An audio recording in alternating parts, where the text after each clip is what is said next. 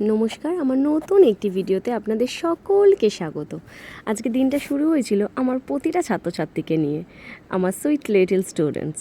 তাদেরকে নিয়ে আমি ঘুরতে বেরিয়ে গেছিলাম আবার নতুন করে। আর আমার দুনিয়া তো ওদেরকে নিয়েই শুরু হয়। এবার দেখার যে আমরা যাচ্ছি কোথায়।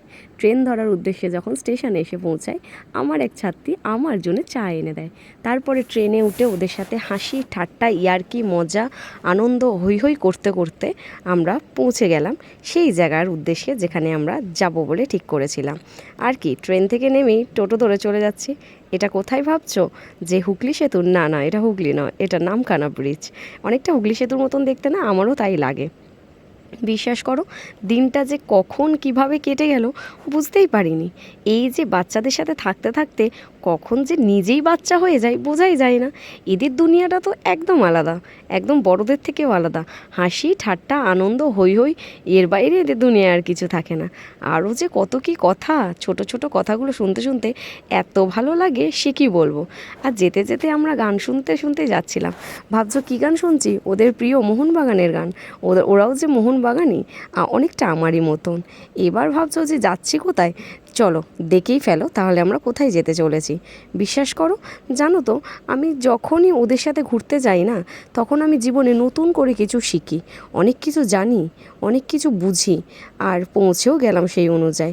হোটেলে ঢুকেই আমি একবার চেকিং করে নিচ্ছিলাম, সবার নাম ডকুমেন্টস লিখেও নিচ্ছিলাম। তারপরে আমার বাচ্চারা বললো যে আন্টি আমরাই ভিডিওটা করে দিই, তুমি একবার ডকুমেন্টস সাবমিট করতেই থাকো। সবার নাম সিগনেচার করার পর আমরা রুমের চাবি নিয়ে এবার রুমের উদ্দেশ্যে ওপরে রওনা দিলাম। এবার দেখার যে আমরা কোন রুম দুটোই থাকতে চলেছি। আমি না দুটো রুম নিয়ে নিয়েছিলাম, যেহেতু বাচ্চারা অনেকেই রয়েছে, যার জন্যে ছেলেদের একটা রুম আর একটা মেয়েদের জন্য রুম। প্রথম রুমটা ওদের জন্য একটা বড়সড় রুম নিয়ে নিয়েছিলাম, এটা ছেলেরা থাকবে তার জন্যে। এবার আমাদের তিনজনের জন্য আরও একটা রুম নিয়ে নিয়েছিলাম। তারপরে আর কি বেরিয়ে পড়লাম সবাই ড্রেস আপ করে। এবার ভাবছো কোথায় যাচ্ছি? আমরা গন্তব্যস্থানে পৌঁছেই গেছি। এবার দেখার যে আমরা ঠিক কোন জায়গাটা এক্স্যাক্টলি যাচ্ছি। বাচ্চাদের সাথে থাকতে থাকতে আমিও যে বাচ্চা হয়ে গেছি। এবার আমরা স্নানের উদ্দেশ্যে সমুদ্রে পাড়ি দিলাম। সমুদ্রে যাওয়ার সময় কিছু ভিডিও কিছু ফটোশ্যুট করে ফেললাম। ব্যাস, সমুদ্রে আসার পর আমার ছাত্রছাত্রীদের আর ধরে রাখে কে? আন্টি চলো চলো তাড়াতাড়ি জলে নামি। হ্যাঁ হ্যাঁ, জলে নামবো, তোমাদের সাথে জলে স্নান করবো বলেই তো আজকে এসেছি। জানো তো, ওদের দুনিয়াটা না কি মিষ্টি, কি সুন্দর। আমরা জীবনে যতবার হুঁচুট খাই, যতবার পড়ি, ততবারই উঠে দাঁড়াই। আর এদের দুনিয়ায় হুঁচুট খাওয়ার কোনো অপশানই থাকে না, শুধু খুশি আর খুশি আর আনন্দ। ছোট ছোট ফুলের কুড়ি যে আস্তে আস্তে ফুটছে। আমার তো জীবনটা এদের সাথেই কেটে যাচ্ছে, আর বেশ ভালো লাগে। তোমরা কারা এরকম জীবনযাপন করো আমাকে জানাতে ভুলো না কিন্তু। সমুদ্রে এসে সবাই মিলে ঢেউ হইহুল্লা করছে। আমার তো কাজ নিজেকে সামলে রাখা না, ওদেরকে দেখে রাখা। এই দেখো ওদের সাথে ভিডিও করতে শুরু করে দিলাম। আর দেখো ওদের সাথে কি ভালো লাগে। আমি এখানে বলছিলাম আমার দুনিয়া তোমরা। এবার আমি আমার ফেভারিট একজনের নাম লিখে ফেলছি।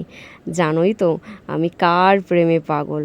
অনিরুদ্ধ থাপা, মোহনবাগান সুপার জায়েন্টের একজন বিখ্যাত প্লেয়ার। আমার ছাত্রছাত্রীরা ওদেরকে ভীষণ ভালোবাসে। তারপরে আর কি স্নান করে সমুদ্র থেকে 3 ঘন্টা পরে সবাই মিলে রুমে এলাম।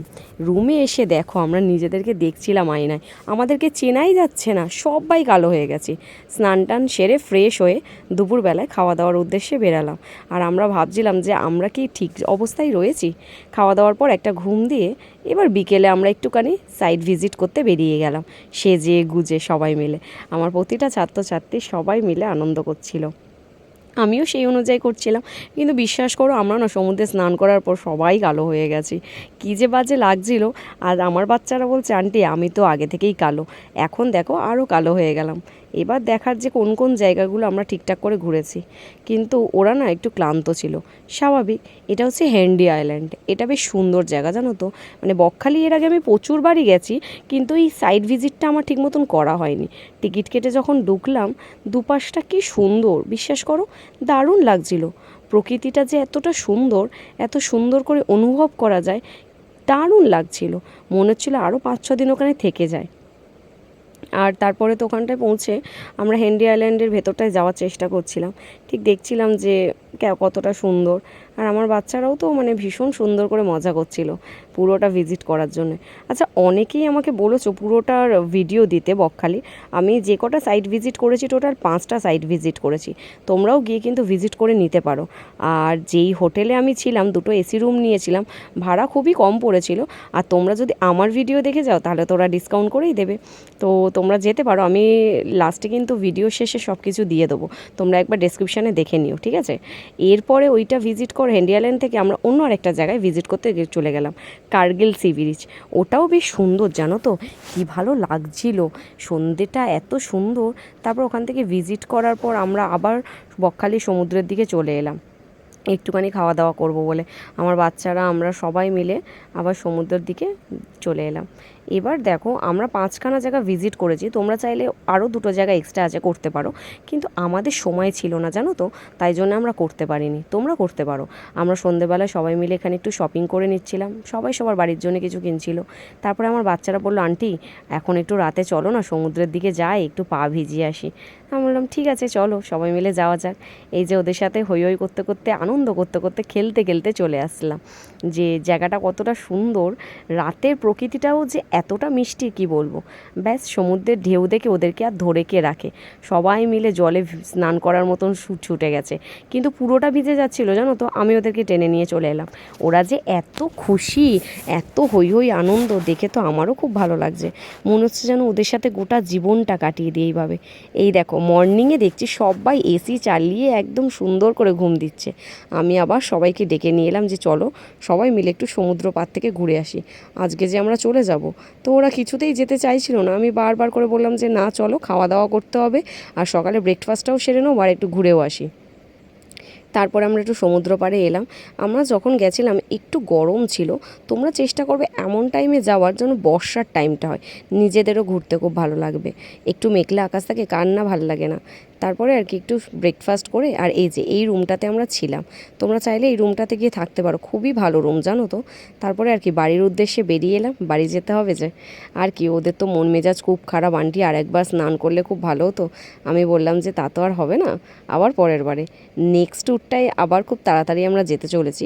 তবে হ্যাঁ, বকখালি যাব না, তবে অন্য কোথাও যাব। এবার কোথায় যাওয়ার সেটা কিন্তু তোমরা আমাকে ফলো করলে বুঝতে পারবে। বাড়ি আসার সময় বিশ্বাস করো, যখন মনে হচ্ছিল, যখন আমি আসছিলাম ওদের সাথে, এসেছিলাম ফাঁকা হাতে, কিন্তু যখন ফিরছি কত মেমোরি, কত স্মৃতি, কত ভালোবাসা, স্নেহ, মায়া, মমতা নিয়ে আমি ফিরছি।